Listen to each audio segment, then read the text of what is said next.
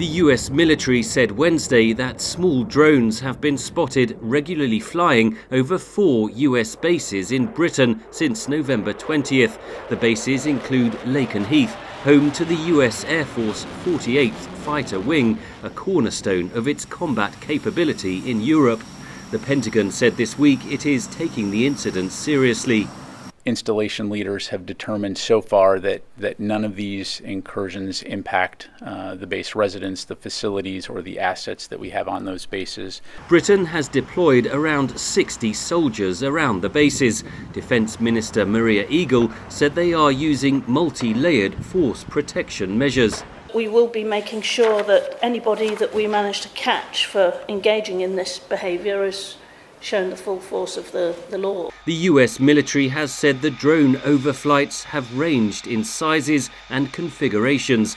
That's likely indicative of a deliberate action, says drone security expert David Dunn. The most obvious thing is that these are disruptive practices and that they actually force the airfield to operate in a different way, to suspend air operations. Dunn says US adversaries could use the drones for other purposes, like gathering intelligence on the number of fighter jets and where they are based.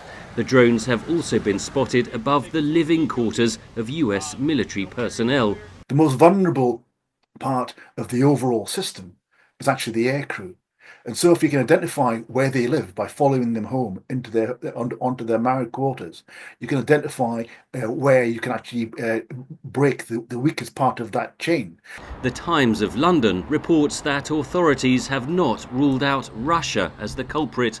Dunn says there's evidence of Moscow seeking to step up hybrid attacks, meaning a non-military form of warfare that can still be destructive. Whether that be for the disruption of undersea cables or of incendiary parcels being sent to the city I live in, Birmingham. There was an incendiary parcel found in Birmingham Airport. And of course, there's another one of a warehouse being burned down which stored material going to Ukraine. These things are typically, it seems, done at third party, whereby the Russian state, it seems, has employed criminals in the UK. The Russian embassy in London had not responded to VOA requests for comment by the time this was recorded.